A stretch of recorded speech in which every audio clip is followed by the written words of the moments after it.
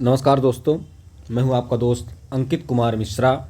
और अब हम एनसीईआरटी की श्रृंखला में आज भाग दूसरा पढ़ रहे हैं, जो कि कक्षा 9 की अर्थशास्त्र की एनसीईआरटी पुस्तक है। और एक भाग में यानी पहले भाग में हम लोगों ने पहला चैप्टर का कुछ हिस्सा पढ़ा था, जिसमें पालमपुर गांव की कहानी नाम से उसका शीर्षक था। और हम लोग अब अगले चैप्टर की ओर बढ़ रहे हैं। तो यहीं से हम लोग शुरू करते हैं कि भूमि मापने की जो इकाई है, मानक इकाई है, वो हेक्टेयर है। यद्यपि गांवों में भूमि माप को बीघा, गुंठा आदि जैसी क्षेत्रीय इकाइयों में भी मापन इससे किया जाता है। 1 हेक्टेयर क्या होता है? 100 मीटर की जो भुजा होती है उसके वर्ग को कह सकते हैं कि ये 1 हेक्टेयर है, यानी 100 भुजा इसकी, उसका जो क्षेत्रफल है 100 मीटर की भुजा का वर्ग, तो वो कह सकते हैं कि वह हेक्टेयर में ही आता है। एक मापने की इकाई है, तो इसमें हेक्टेयर की दी गई है और दिया गया क्या आप 1 हेक्टेयर के मैदान के क्षेत्र की तुलना अपने स्कूल के मैदान से कर सकते हैं। तो अपने लिए नॉर्मल प्रैक्टिकल वाली चीज़ें हैं। अपन आगे बढ़ते हैं। क्या उसी भूमि से अधिक पैदावार करने का कोई तरीका है? अब एक महत्वपूर्ण बात आती है कि हमारे पास ज़मीन तो उतनी ही है। ज़मीन हम लोगों के पास उदाहरण के तौर पर 1 एकड़ ही है, तो उसमें हम साल में अगर 10 क्विंटल गेहूँ उगा रहे हैं, तो अगले साल भी हमको अगर उसमें बढ़त करनी है 10 कुंटल से हम चाहते हैं कि 20 कुंटल हो, तो ज़मीन तो बढ़ने वाली नहीं है। तब हमारे पास क्या चीज़ आती है कि हम करें क्या? तो इसमें कुछ चीज़ें बताई गई हैं, वो हम लोग पढ़ते हैं।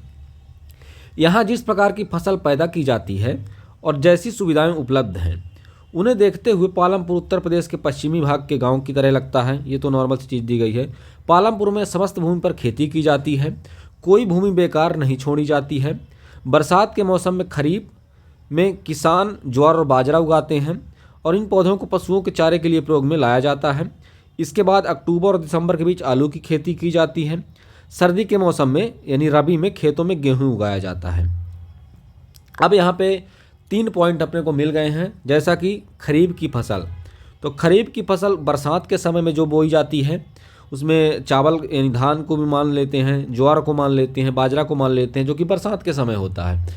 और जो बरसात के बाद और ठंडी के बीच का जो टाइम होता है, अक्टूबर और दिसंबर के बीच का, उस समय आलू की खेती की जाती है। यानी कहने का मतलब है भूमि को खाली नहीं छोड़ा जाता है, क्योंकि अगर हमारे पास तो भूमि 1 एकड़ ही है, जैसे हम लोगों ने उदाहरण माना, तो अब उस 1 एकड़ में ही हमको उपयोग करना है जो उपयोग करना है। तो अगर हम लोग खाली समय छोड़ देंगे ज़मीन को, तो हमको उस समय में कुछ ना कुछ आय मिल सकती थी, कुछ ना कुछ हमको बीज मिल सकते थे। तो उसके लिए हम लोग क्या करते हैं, 3 प्रकार की फसल उगाते हैं। तो बरसात में हो गई खरीफ में किसान ज्वार बाजरा उगाते हैं, चावल, और जो कि पशुओं के चारा भी इसमें आ जाता है। और अक्टूबर दिसंबर में आलू, और सर्दी के मौसम में रबी में गेहूँ उगाया जाता है। तो अपने को याद क्या रखना है? खरीफ, रबी। खरीफ का मतलब है बरसात में उगाने वाली, और रबी का मतलब है गेहूं में। तो मैं आपको एक ट्रिक बता देता हूं इसके याद रखने के लिए, कि जो ऐसा मैं याद करता हूं कि रबी एक महत्वपूर्ण शब्द होता है हमारे गांव एरिया में, कि रबी या रबी क्या हुआ, वो रबी क्या हुआ। तो रबी आप याद रखिएगा, आप रबी को याद रखिएगा तो बस उसका उल्टा आपको खरीफ कर देना है। तो रबी में जो चीज़ उगती है वो बहुत महत्वपूर्ण की चीज़ है, गेहूँ। क्योंकि गेहूँ ऐसा है कि रोटी तो सब ही खाते हैं, चावल कुछ लोग नहीं खाते, लेकिन रोटी सब कोई खाते हैं। तो रबी यानी आप उस एक प्रकार से एग्जाम्पल रखें, रबी बहुत महत्वपूर्ण चीज़ है, उसमें गेहूँ होता है। बस रबी याद रखेंगे तो खरीफ अपने आप याद रहेगी। रबी यानी गेहूँ, तो फिर बचा क्या? खरीफ। खरीफ यानी धान। तो ऐसा याद कर लेना अपने को। चलिए आगे बढ़ते हैं हम लोग। उत्पादित गेहूं में से परिवार के खाने के लिए कुछ गेहूं रखा जाता है। शेष गेहूं किसान रायगंज की मंडी में बेच देते हैं। ये वहाँ के लोकल बाज़ार के बारे में बताया गया है। यह हम लोगों के लिए एग्जाम्पल है कि हम लोग कोई खेती में पैदावार करते हैं तो उसको कुछ उपयोग अपने लिए रखते हैं, और कुछ क्या करते हैं, जो बचता है उसको हम लोग बाज़ार में बेच देते हैं। अब भूमि के एक भाग में गन्ने की खेती की जाती है, जिसकी वर्ष में एक बार कटाई होती है। गन्ना अपने कच्चे रूप में या गुड़ के रूप में शाहपुर के व्यापारियों को बेचा जाता है। तो कहने का मतलब ये है कि एक बार कटाई गन्ना की होती है। गन्ना क्या है? कच्चा माल है। किसका? गुड़। और गुड़ का कच्चा माल है, और शक्कर भी बनाई जाती है। तो ये भी शाहपुर के व्यापारियों को बेचा जाता है। तो ये भी कच्चा माल के तौर पे गन्ना इसमें आ जाता है। और आगे बढ़ते हैं। पालमपुर में एक वर्ष में किसान तीन अलग अलग फसलें इसलिए पैदा कर पाते हैं क्योंकि वहाँ सिंचाई की सुविकसित व्यवस्था है। अब यहाँ पे एक बहुत अच्छी चीज़ आती है, क्योंकि पालमपुर में बिजली जल्दी आ गई थी। हम तीन प्रकार की फसल या बहुविधि फसल, बहुत प्रकार की फसल उगा सकते हैं लेकिन कब? जब हमारे पास बिजली होगी, क्योंकि बिजली से ही हमको जल मिलने वाला है, क्योंकि नलकूप बिजली से ही चलेंगे। तो जब बिजली होगी तभी हम ये चीज़ कर पाएंगे। तो पालमपुर का एग्जाम्पल यहाँ पे ऐसा दिया गया है। आपके आसपास भी ऐसे बहुत से गांव होंगे जो बहुत समृद्ध होंगे। क्यों? क्योंकि वहाँ पे बिजली जल्दी आ गई होगी। बिजली जल्दी आ गई तो लोगों ने ट्यूबवेल, पानी के नलकूप लगा दिए। तो कहने का मतलब ये है कि जब बिजली आई तो उसका प्रभाव यह पड़ा कि सिंचाई पद्धति बदल गई। तब तक किसान कुओं से रहड़ द्वारा पानी निकालकर छोटे छोटे खेतों की सिंचाई किया करते थे, लेकिन लोगों ने देखा कि बिजली से चलने वाले नलकूपों से ज़्यादा प्रभावशाली ढंग से अधिक क्षेत्रों में सिंचाई हो सकती है। तो ये फायदा हो गया बिजली आने से।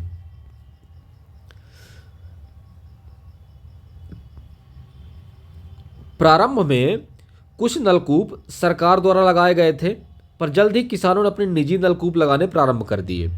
परिणाम स्वरूप 1970 के दशक के मध्य तक 200 हेक्टेयर के पूरे जुते हुए खेत की सिंचाई होने लगी। 200 हेक्टेयर, बहुत अच्छी बात थी। भारत के सभी गांवों में ऐसी उच्च स्तर की सिंचाई व्यवस्था नहीं है। नदी मैदानों के अतिरिक्त हमारे देश में तटीय क्षेत्रों में अच्छी सिंचाई होती है। इसके विपरीत पठारी क्षेत्रों जैसे दक्षिण पठार में सिंचाई कम होती है। देश में आज भी कुल कृषि क्षेत्र के 40% से भी कम क्षेत्र में ही सिंचाई होती है। शेष क्षेत्रों में खेती मुख्यतः वर्षा पर निर्भर है। यहाँ पे एक पॉइंट करने वाली चीज़ है कि हमारे जो भारत देश की जो कृषि भूमि का जो क्षेत्र है, जितना क्षेत्र है, उदाहरण के तौर पे ये मान लेते हैं कि हम लोगों के पास 100 एकड़ है। 100 एकड़ हमारे पास ज़मीन है, उसमें से 40-50 एकड़ ही जो कि है क्या है, कृषि योग्य। उस 40-50 एकड़ में भी 40% भूमि जो है कृषि भूमि योग्य जो है, उसका भी 40% में ही हम लोग सिंचाई कर पाते हैं कृत्रिम माध्यम से। बाकी 60% जो बचता है उसका जो सिंचाई होती है, तो 60% जो कृषि योग्य भूमि जो बचती है उसकी सिंचाई केवल वर्षा के जल पर ही निर्भर करती है। तो कहने का मतलब है कि हम 40% तक ही सिंचाई अपने जरिए से कर पाते हैं। अपने ये प्रकार से कहें कि हम लोग 40% ज़मीन को ही ये कह सकते हैं कि इसको हम लोग अच्छे से अपन खुद अपनी सुविधाओं के माध्यम से सींच सकते हैं। बाकी जो 60% ज़मीन है उसके लिए वर्षा जल पर ही निर्भर रहना पड़ता है। तो ये एक निगेटिव पॉइंट है जो इसमें बताया गया है। तो आगे बढ़ते हैं। एक वर्ष में किसी भूमि पर एक से ज़्यादा फसल पैदा करने की विधि को बहुविधि फसल प्रणाली कहते हैं। तो बहुविधि फसल प्रणाली को एक प्रकार से ऐसा समझ लेते हैं कि एक खेत में हम लोग कई तरह की फसल उगाते हैं। जैसे पहले हम लोगों ने बरसात में धान उगाई, चावल की खेती की, उसके बाद हमने उसी में आलू लगा दिया जो बीज का समय बचा। उसके बाद आलू जब हो गई तो हमने ठंडी में क्या लगा दिया, गेहूँ लगा दिया। ये जब गेहूँ बन गया, अपना गर्मी का समय आया, तो उस समय भी जो खेती होती है उसको भी कुछ लगा दिए, जैसे सब्जियाँ लगा दी, कुछ लोग लगाते हैं गाँव में। तो एक ही ज़मीन पर कई प्रकार की फसलों को, यानी एक से ज़्यादा फसलों को पैदा करने की जो विधि होती है उसे हम कहते हैं बहुविधि फसल प्रणाली। यह भूमि के किसी एक टुकड़े में उपज बढ़ाने की सबसे सामान्य प्रणाली है। पालमपुर में सभी किसान कम से कम 2 मुख्य फसलें पैदा करते हैं। कई किसान पिछले 15-20 वर्षों में तीसरी फसल के रूप में आलू पैदा कर रहे हैं, क्योंकि जो समय बीच में खाली रास्ता है उसमें वो लोग आलू पैदा कर लेते हैं। तो यह भूमि में किसी एक टुकड़ा जो है उसकी उपज बढ़ाना, अगर उसमें आप कुछ बोएंगे नहीं तो वो धीरे धीरे बंजर हो जाएगी। तो उसकी उपज बनी रहे। जैसे हम लोगों के यहाँ बोला जाता है कि खेत पड़ गए का मतलब ये होता है कि वो थोड़ा थोड़ा अब सूख गए हैं, उसको फिर से 2-3 बार जुताई उसकी करनी पड़ेगी, तब जाके वो उनकी मिट्टी अच्छी तरह से नरम होगी और उपजाऊ बनेंगे। तो बंजर ना हो जाए इसलिए हम उसमें बोते रहते हैं लगातार फसलें। तो ये प्रकार से इससे क्या होता है फायदा, उपज बढ़ने की सामान्य प्रणाली हो जाती है।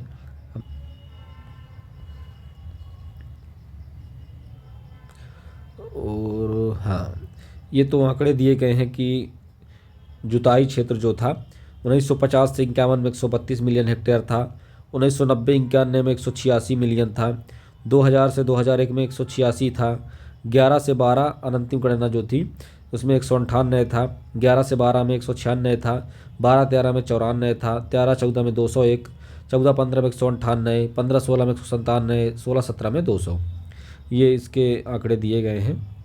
तो अपने को तथ्यों की तरफ चलना है, आंकड़े तो ठीक है। हाँ, एक चीज़ इसमें ज़रूर ध्यान देने योग्य चीज़ रहती है कि ये आंकड़े जो होते हैं जारी कौन करता है। तो pocket book of agriculture statics है, आर्थिक एवं सांख्यिकी निदेशालय, कृषि निगम और किसान कल्याण विभाग। ये कई बार पूछा जाता है कि जो कृषि के जुताई के आंकड़े हैं वो फलाना फलाना आंकड़े हैं, इसको जारी करने वाला कौन सा मंत्रालय है या कौन सा विभाग है। तो हमें पता ध्यान रखना, आर्थिक एवं सांख्यिकी निदेशालय, कृषि निगम, किसान कल्याण विभाग। अब थोड़ा पालमपुर की कहानी की तरफ आते हैं। आप पालमपुर में पैदा की जाने वाले फसलों के बारे में पढ़ चुके हैं। अपने क्षेत्र में पैदा की जाने वाली फसलों की सूचना के आधार पर निम्न सारणी को भरिए। इसमें सारणी भरने के लिए दिया गया है कि ज़मीन के टुकड़े में, अब हमने देखा कि एक ज़मीन के टुकड़े में उत्पादन बढ़ाने का एक तरीका बहुविध फसल प्रणाली है। दूसरा तरीका है अधिक उपज के लिए खेती में आधुनिक कृषि विधियों का प्रयोग करना। उपज को भूमि के किसी टुकड़े में एक ही मौसम में पैदा की गई फसल के रूप में मापा जाता है। 1960 के दशक में मध्य तक खेती में पारंपरिक बीजों का प्रयोग किया जाता था जिनकी उपज अपेक्षाकृत कम थी। परंपरागत बीजों को कम सिंचाई की आवश्यकता होती थी। किसान उर्वरकों के रूप में गाय के गोबर या दूसरी प्राकृतिक खाद का प्रयोग करते थे। यह सब किसानों के पास तत्काल ही उपलब्ध होता था, इन्हें खरीदना नहीं पड़ता था। अब क्या होता बदलाव, ये तो पहले की बात हो गई। 1960 के दशक में हरित क्रांति, अंत में हरित क्रांति ने भारतीय किसानों को अधिक उपज वाले बीजों को यानी HYB हाई यील्डिंग वैरायटी, तो इसमें क्या हुआ है कि उसके द्वारा गेहूं और चावल की खेती करने के तरीके सिखाए। अब इसका फ़ायदा तो हम लोगों को दिख गया कि पहले क्या होता था कि जो बीज पहले किसानों के पास थे और जो खाद थी वह सामान्य तौर पर गोबर की खाद थी। अब बीज थे वो नॉर्मल बीज थे जो परंपरागत चले आ रहे थे, तो उनका उपयोग किसान लोग खेती के लिए करते थे, उनको बोते थे। तो उसमें कम पानी भी लगता था, कम खाद भी लगती थी। जो खाद लगती थी वो गोबर की खाद थी, उनको आसानी से उपलब्ध हो जाती है, तो उन्हें खरीदना नहीं पड़ता था। लेकिन जब से हरित क्रांति 1960 के अंत दशक में आई तो इसमें नए बीजों का, नई उपज वाले बीजों को यानी हाई यील्डिंग वैरायटी वाले बीज यानी HYB के द्वारा इनके जो बीज हैं वो बीज इसमें उपयोग किए गए। तो उसमें फ़ायदा तो हुआ कि अधिक उपज वाले बीज थे, ये अधिक उपज वाले बीज थे। लेकिन परंपरागत बीजों की तुलना में HY बीजों में एक ही पौधे से मात्रा में ज़्यादा अनाज पैदा होने की आशा थी। ये तो ठीक था, लेकिन ज़मीन के उसी टुकड़े में पहले की अपेक्षा कहीं अधिक मात्रा में अनाज पैदा होने लगे, ठीक। लेकिन अति उपज प्रजातियों वाले बीजों में अधिकतम उपज पाने के लिए बहुत ज़्यादा पानी तथा रासायनिक खाद और कीटनाशकों की ज़रूरत थी। अधिक उपज केवल अधिक उपज प्रजातियों वाले बीजों, सिंचाई, रासायनिक उर्वरकों, कीटनाशकों के आदि के संयोजन से ही संभव थी। तो कहने का मतलब ये है कि बीज तो हम लोगों को मिल गए अधिक उपज देने वाले, लेकिन समस्या ये गई कि उन बीजों को अधिक मात्रा में उनको उपजाने के लिए हमको अधिक पानी की आवश्यकता पड़ रही थी, अधिक कीटनाशक की आवश्यकता पड़ रही थी, अधिक खाद की आवश्यकता पड़ रही थी। तो इससे क्या हुआ, लागत ज़्यादा आ गई। तो जो बीज तो हमको अधिक मिल रहे हैं, खेती हमारी अधिक हो रही है, लेकिन दूसरी तरफ हमको उर्वरक ज़्यादा लग रहे हैं, खाद ज़्यादा लग रही है, और एक प्रकार से कहें कीटनाशक, क्योंकि रोग भी बहुत सारे लगते हैं इन नए नए बीजों में। तो एक तरफ से हमको फ़ायदा हुआ, दूसरी तरफ से हमको नुकसान हुआ। तो अब फ़ायदा किसको मिला? भारत में पंजाब, हरियाणा, पश्चिमी उत्तर प्रदेश के किसानों ने खेती के आधुनिक तरीकों का सबसे पहले प्रयोग किया, क्योंकि वहाँ के, आप खुद सोचिए, आपकी जिसके पास पैसे कम हैं तो वो महंगे बीज कैसे ले पाएगा? अगर महंगे बीज वो ले भी लेता है तो उनके लिए उर्वरक कहाँ से ला पाएगा, कीटनाशक कहाँ से ला पाएगा? तो सामान्य व्यक्ति जिसके पास पैसे कम हैं खेती के लिए, तो वो इन चीज़ों का उपयोग नहीं कर सकता था। तो जो किसान बड़े थे, जो बड़े किसान थे, वो लोग इसका उपयोग कर रहे थे, जैसे पंजाब, हरियाणा और पश्चिमी उत्तर प्रदेश के किसान।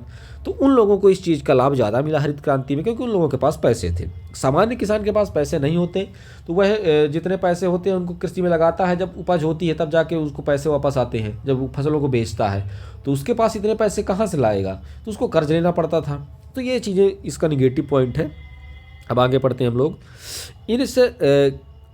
हाँ, आधुनिक तरीकों का सबसे पहले प्रयोग इन लोगों ने किया। इन क्षेत्रों में किसानों ने खेती में सिंचाई के लिए नलकूप, HYV बीजों, रासायनिक उर्वरकों, कीटनाशकों का प्रयोग किया।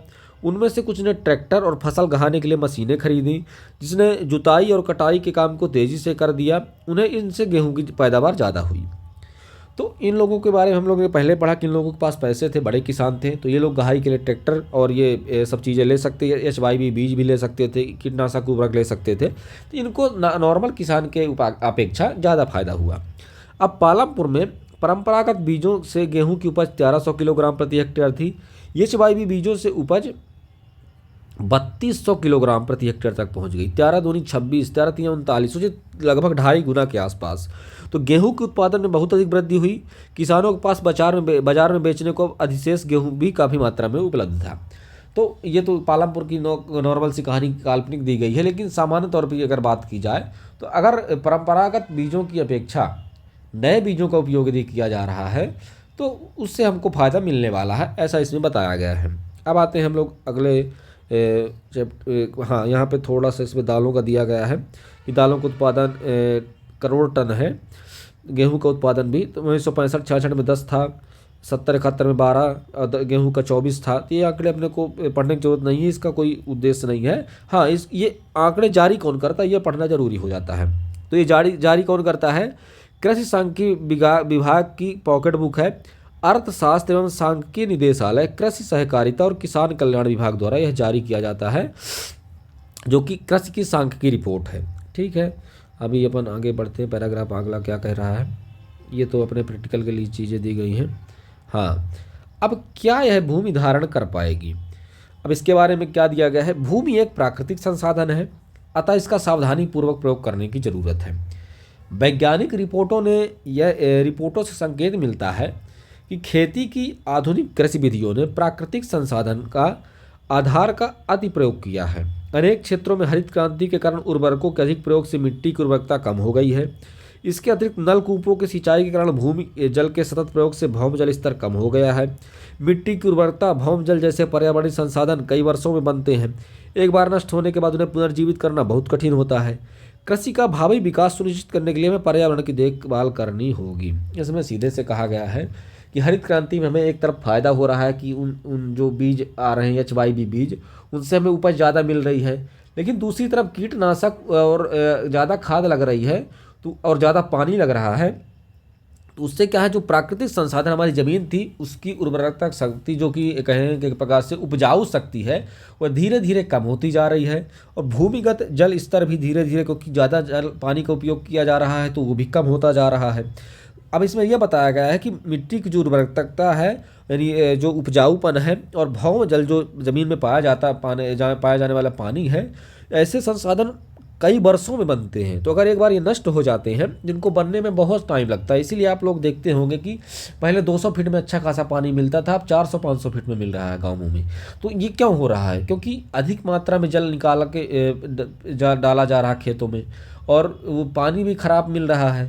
तो क्यों? क्योंकि इतने कीटनाशक और रसायन ज़मीन में भौम जल को भी प्रभावित कर रहे हैं।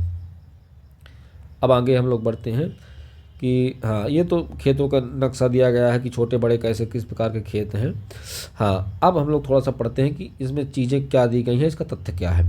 डाउन टू अर्थ के एक किसी लेख में दिया गया है कि रासायनिक उर्वरक ऐसे खनिज देते हैं जो पानी में घुल जाते हैं और पौधों को तुरंत उपलब्ध हो जाते हैं। ठीक है, लेकिन मिट्टी इन्हें लंबे समय तक धारण नहीं कर सकती। वे मिट्टी से निकलकर भौम जल, नदियों, तालाबों को प्रदूषित करते हैं। रासायनिक उर्वरक मिट्टी में उपस्थित जीवाणुओं और सूक्ष्म अवयवों को नष्ट कर सकते हैं। इसका अर्थ है कि उनके प्रयोग के कुछ समय पश्चात मिट्टी की पहले की तुलना में कम उपजाऊ रह जाएगी। जब भी हम लोगों ने पढ़ा कि जो कीटनाशक है वो पौधे के लिए तो उपयोगी हैं, लेकिन वो कुछ समय तक ही मिट्टी में रहते हैं, फिर धीरे धीरे वो बहकर जल में मिल जाते हैं, नदियों, तालाब और जो भूमिगत जल है वहाँ पहुँच जाते हैं। और इसके माध्यम से जब वो पहुँच जाते हैं तो उस जल को प्रदूषित करते हैं, जिससे हमें नुकसान होता है। और आगे एक चीज़ पैराग्राफ और दी गई है, द ट्रिब्यून चंडीगढ़ की रिपोर्ट है। देश में रासायनिक खाद का सबसे अधिक प्रयोग पंजाब में है। रासायनिक खाद के निरंतर प्रयोग ने मिट्टी की गुणवत्ता को कम कर दिया है। पंजाब के किसानों को पहले के उत्पादन स्तर पाने के लिए अब अधिक रासायनिक उर्वरकों और अन्य लागतों का प्रयोग करना पड़ता है। इसका मतलब है वहाँ खेती की लागत बहुत तेज़ी से बढ़ रही है। जो हम लोगों ने निष्कर्ष निकाला कि जैसे अभी वर्तमान में एक खेत में एक बोरी खाद पड़ रही थी परंपरागत बीजों में, लेकिन जब हम लोगों ने हाइब्रिड के बीज लाए एच वाई वाले, तो क्या हुआ कि हमको 2 बोरी खाद डालनी पड़ती थी। लेकिन अब अगर हम बीज बो रहे हैं तो हमको 2 बोरी ही खाद डालनी पड़ेगी, 1 बोरी में हमको उपज मिलेगी ही नहीं, क्योंकि हमारी ज़मीन की जो उपजाऊपन है वो नष्ट हो चुका है। उसको एक्स्ट्रा कीटनाशक और एक एक्स्ट्रा रासायनिक उर्वरक चाहिए ही चाहिए। परिणाम स्वरूप क्या हो रहा है कि पहले लागत 1 बोरी की लग रही थी, अब 2 बोरी की लग रही है, कल आने वाले समय 3 बोरी की लगेगी। तो खर्चा जो है तो ये बढ़ता जा रहा है। ये कहने का प्रयास यहाँ पर किया गया है। अब पालमपुर के किसानों के बारे में दिया गया है। आपने जान लिया होगा खेती के लिए भूमि कितनी महत्वपूर्ण है। दुर्भाग्यवश खेती में काम में लगे सभी लोगों के पास खेती के लिए पर्याप्त भूमि नहीं है।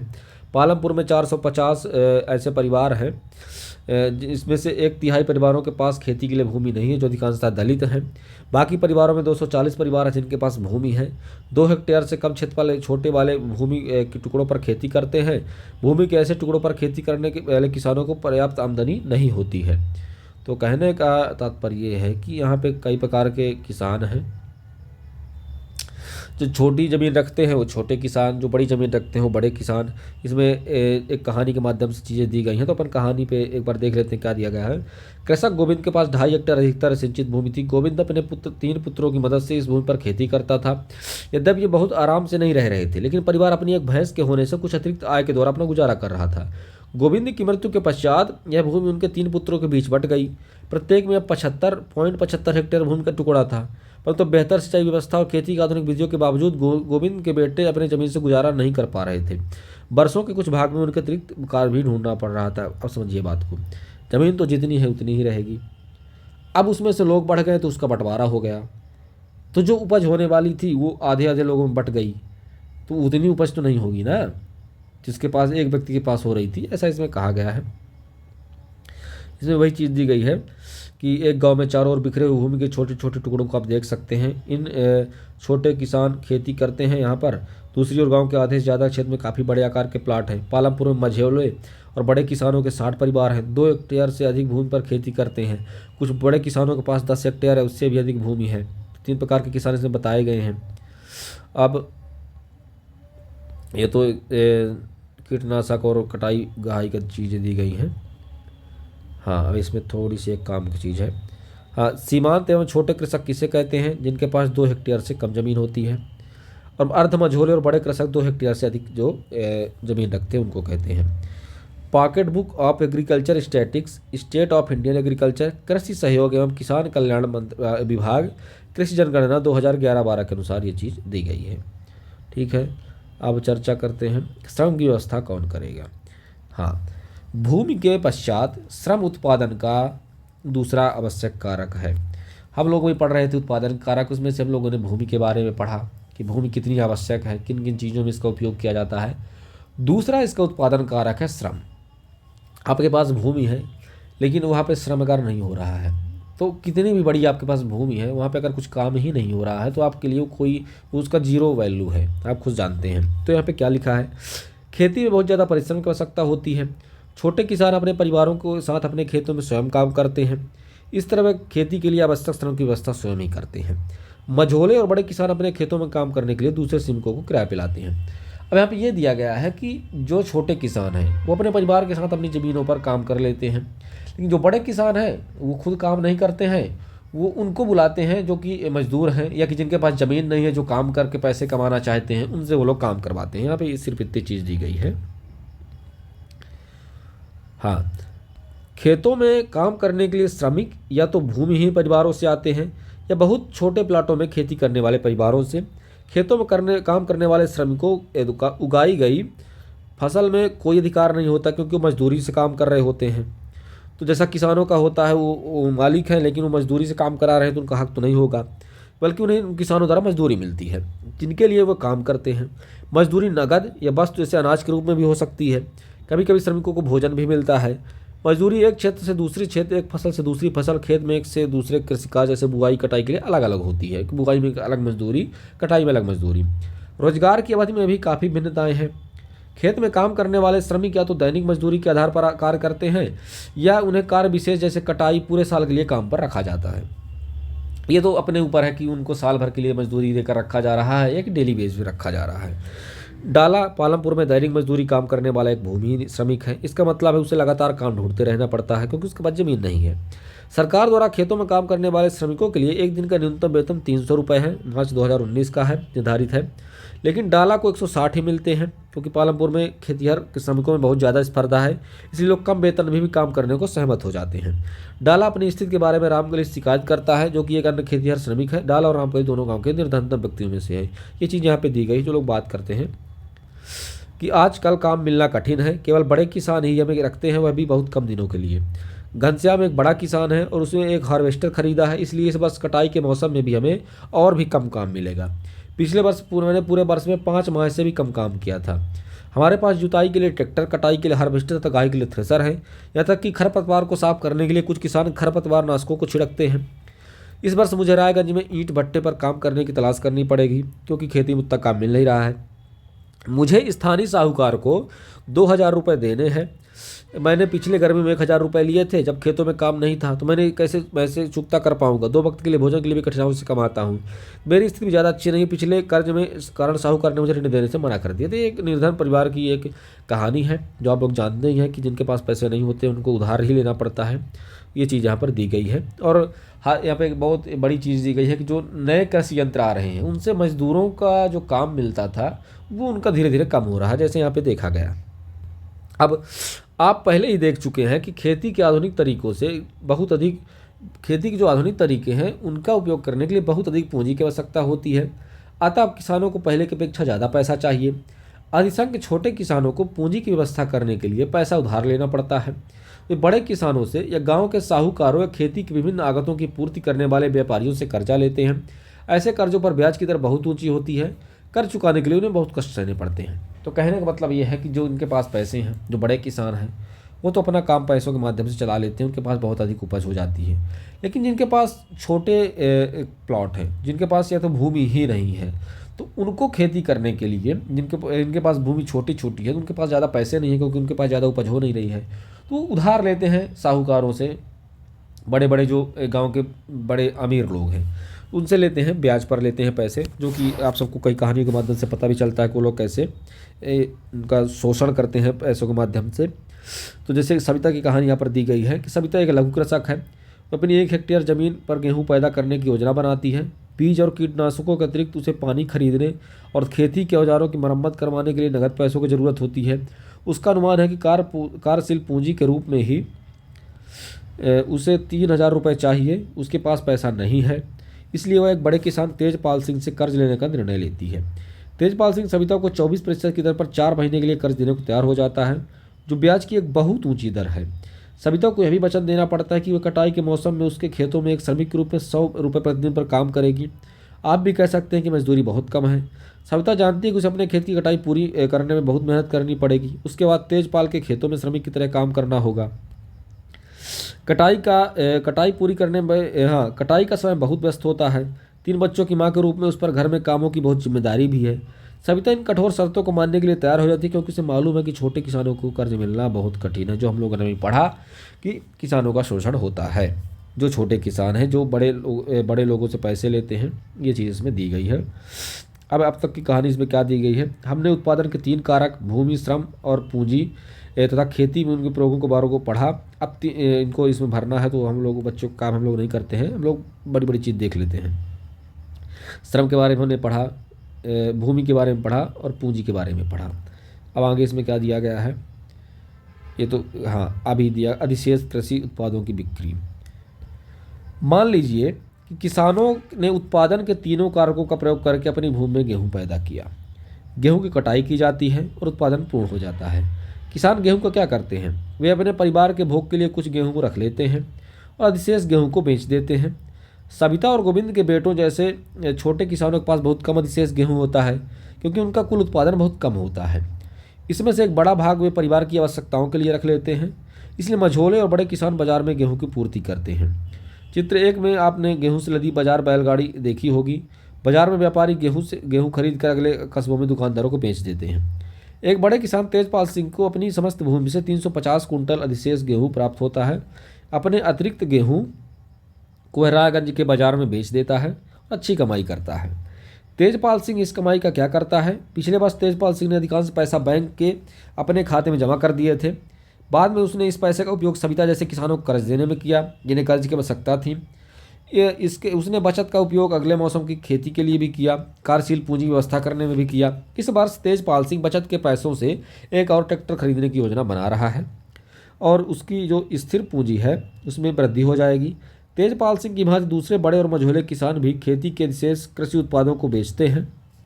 कमाई के एक भाग को अगले मौसम के लिए पूंजी की व्यवस्था के लिए बचा कर रखा जाता है। इस तरह अपनी खेती के लिए पूंजी की व्यवस्था अपनी बचतों से कर लेते हैं। कुछ किसान बचत का उपयोग पशु, ट्रक आदि खरीदने और दुकान खोलने में भी करते, जैसा कि हम देखेंगे। कहने का मतलब ये है कि जिसके पास बहुत अच्छी उपज हो रही है वो अपने खाने के लिए भी रख लेता है और अच्छी मात्रा में वो चीज़ बेच भी देता है क्योंकि उसके पास अच्छी खासी उपज है। लेकिन जिसके पास खाने को ही पर्याप्त मात्रा में नहीं हो रहा तो वो कहाँ से रखेगा और कहाँ से बेचेगा। अब जिसके पास बच गया वो पैसे पाता है, उससे कर्जा भी देता है, चीज़ें भी खरीदता है, कृषि के लिए भी कार्यशील पूंजी तैयार करता है। इसमें सिर्फ इतनी सी बात कही गई है जो कि हम लोगों ने पढ़ ली। अब पालमपुर में गैर कृषि क्रियाएँ क्या हैं? हमने देखा कि पालमपुर में खेती ही प्रमुख उत्पादन क्रिया है। अब हम कुछ गैर कृषि उत्पादन क्रियाओं पर विचार करेंगे। पालमपुर में काम करने वाले केवल 25% लोग ही कृषि के अतिरिक्त अन्य कार्य करते हैं, बाकी 75% लोग कृषि पर ही निर्भर हैं। डेयरी एक अन्य प्रचलित क्रिया है। पालमपुर में कई परिवारों में एक डेयरी की प्रचलित क्रिया है। लोग अपनी भैंसों को कई तरह की घास और बरसात के मौसम में उगने वाली ज्वार और बाजरा यानी चरी खिलाते हैं। दूध को निकट के बड़े गांव रायगंज में बेचा जाता है। साहेबपुर के 2 व्यापारियों ने रायगंज में दूध संग्रहण एवं शीतलन केंद्र खोला हुआ, जहां से दूध दूर दराज शहरों और कस्बों में भेजा जाता है। ये चीज़ तो दी गई है कि कृषि के अलावा और क्या साधन है पैसे कमाने के। दूसरा है पालमपुर में लघु स्तरीय विनिर्माण। एक समय पालमपुर में 50 से कम लोग विनिर्माण कार्यों में लगे थे। शहरों और कस्बों में बड़ी फैक्ट्रियों में होने वाले विनिर्माण के विपरीत पालमपुर में विनिर्माण बहुत ही सरल उत्पादन विधियों का प्रयोग होता है, छोटे पैमानों पर ही किया जाता है। विनिर्माण का कार्य पारिवारिक श्रम की सहायता से अधिकतर घरों और खेतों में किया जाता है। श्रमिकों को कभी कभार ही किराए पर लिया जाता है। तो ये छोटे बताए गए हैं, इसमें छोटी छोटी 2 कहानियाँ दी गई, उनको हम लोग थोड़ा पढ़ लेते हैं। मिस्री लाल ने गन्ना पेरने वाली एक मशीन खरीदी जो बिजली से चलती है। उसने अपने खेत में लगाया। पहले गन्ने को पेरने का काम बैलों की मदद से किया जाता था, अब लोग इसे मशीनों से करना पसंद करते हैं। मिस्री लाल दूसरे किसानों से भी गन्ना खरीद कर उससे गुड़ बनाता है। गुड़ को फिर साहेबपुर के व्यापारियों को बेच जाता है। इस प्रक्रिया में मिस्री लाल को थोड़ा लाभ कमा लेता है। ये एक अच्छी चीज़ में लिखी हुई है। करीम की कहानी। करीम ने गांव में एक कंप्यूटर केंद्र खोल लिया है। हाल के कई वर्षों में विद्यार्थी साहेबपुर शहर से कॉलेज जाने लगे हैं। करीम ने देखा कि गांव के कई छात्र शहर की कंप्यूटर कक्षाओं में जाते हैं। गांव में 2 महिलाओं के पास कंप्यूटर अनुप्रयोग में डिग्री भी थी। उसने उन्हें काम पर लगाने का निश्चय किया। उसने कंप्यूटर खरीदे और अपने घर में बाजार की ओर खुले बाहर के कमरे में कक्षाएं प्रारंभ कर दी। हाई स्कूल के छात्रों ने पर्याप्त संख्या में कक्षाओं में आना प्रारंभ कर दिया। तो ये 2 प्रकार से विनिर्माण दिए गए हैं कि क्या क्या गाँव में किए जाते हैं, क्या किए जा सकते हैं। तो डेयरी हो गया और दूसरा हो गया नॉर्मल विनिर्माण, जो कि उसके माध्यम से दिया गया है कि कंप्यूटर के माध्यम से वो गन्ना पेरने की मशीन के।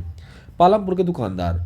पालमपुर में ज़्यादा लोग व्यापार वस्तु विनिमय नहीं करते हैं। पालमपुर में व्यापारी वे दुकानदार हैं जो शहरों के थोक बाजारों में कई प्रकार की वस्तुएं खरीदते हैं और उन्हें लाकर गाँव में बेचते हैं।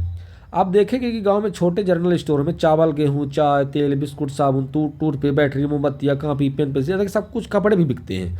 कुछ परिवारों ने जिनके घर बस स्टैंड में निकट अपने घर में एक भाग में छोटी सी दुकान खोल लेते हैं, वे भी खाने की चीज़ बेचते हैं। तो एक छोटा विनिर्माण कहा गया है कि कैसे दुकानदार दुकान चालू करते हैं गाँवों में। परिवहन तेजी से विकसित होता एक क्षेत्रक है। पालमपुर और रायगंज के बीच सड़क पर कई प्रकार के वाहन चलते हैं। रिक्शा वाले, तांगे वाले, जीप, ट्रैक्टर, ट्रक ड्राइवर, परंपरागत बैलगाड़ी, दूसरी गाड़ी चलाने वाले वे लोग हैं जो परिवहन सेवाओं में शामिल हैं। वे लोग और वस्तुओं की एक जगह से दूसरी तक पहुंचाते हैं। इसके बदले में उन्हें पैसे मिलते हैं। गत कई वर्षों में परिवहन से जुड़े लोगों की संख्या बढ़ गई है क्योंकि लोग शहरों में जाना आना करते रहते हैं। 4 चीज़ इसमें हो गई। किशोर की कहानी इसमें दी गई है। किशोर एक खेतिहर मजदूर है। अन्य ऐसे ही श्रमिकों की भांति किशोर को अपनी मजदूरी से अपने घर परिवार की आवश्यकताएं पूरी करने में कठिनाई होती है। कुछ वर्ष पहले किशोर ने बैंक से कर्ज लिया था। यह एक सरकारी कार्यक्रम के अंतर्गत था जिसमें भूमिहीन निर्धन परिवारों को सस्ते कर्ज दिए जा रहे थे।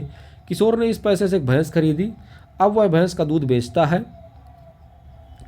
वह उसने अपनी भैंसा गाड़ी भी बना ली है जिसमें कई प्रकार के सामान ले जाता है। सप्ताह में एक दिन वह गंगा किनारे कुम्हार के लिए मिट्टी लेकर आता है।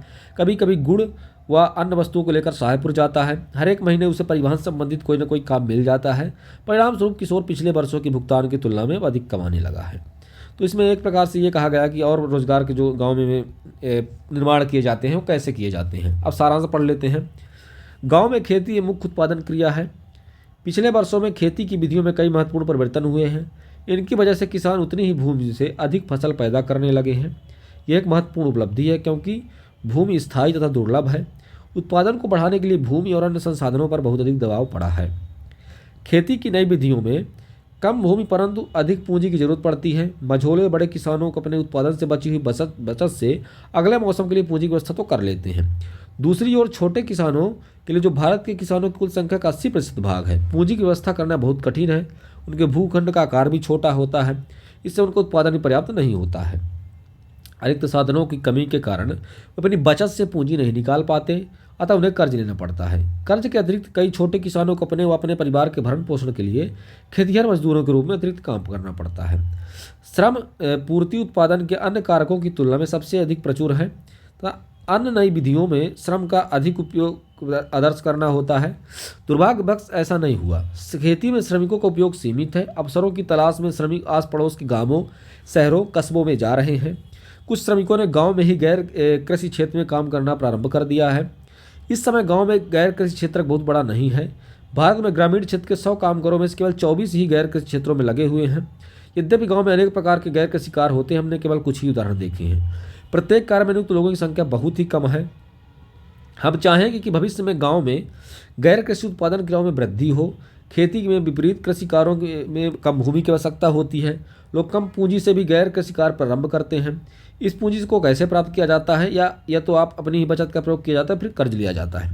आवश्यकता है कि कर्ज ब्याज की दर कम पर उपलब्ध हो ताकि बिना बचत वाले लोग भी गैर कृषि कार्य करना शुरू कर सकें। गैर कृषि कार्यों के प्रसार के लिए यह भी आवश्यक है कि ऐसे बाजार हो जहां वस्तुएं और सेवाएं बेची जा सके। पालमपुर में हमने देखा कि आस पड़ोस के गांवों, कस्बों, शहरों में दूध, गुड़, गेहूं आदि उपलब्ध है। जैसे जैसे गांव, कस्बों, शहरों में अच्छी सड़क, परिवहन, टेलीफोन से जुड़ेंगे, भविष्य में गाँव में गैर कृषि उत्पादन के अवसर बढ़ेंगे। ये हमारा रहा पहला अध्याय। इसमें ये चीज़ दी गई है कि गांव के जो लोग हैं कृषि पर ज़्यादा निर्भर हैं।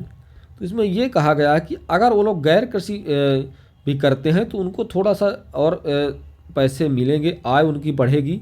गांव में गैर कृषि का काम बहुत कम हो रहा है। तो ये थी पालमपुर गांव की कहानी। इसके माध्यम से हमने गांव की अर्थव्यवस्था पढ़ी। हम आशा करते हैं आपको समझ में आया होगा कि हम लोग क्या पढ़ रहे थे और कैसे पढ़ रहे थे। अगले क्लास में हम लोग दूसरे अध्याय में चलेंगे। तब तक के लिए धन्यवाद। अगले क्लास में हम लोग फिर मिलते हैं। आपका दिन शुभ हो।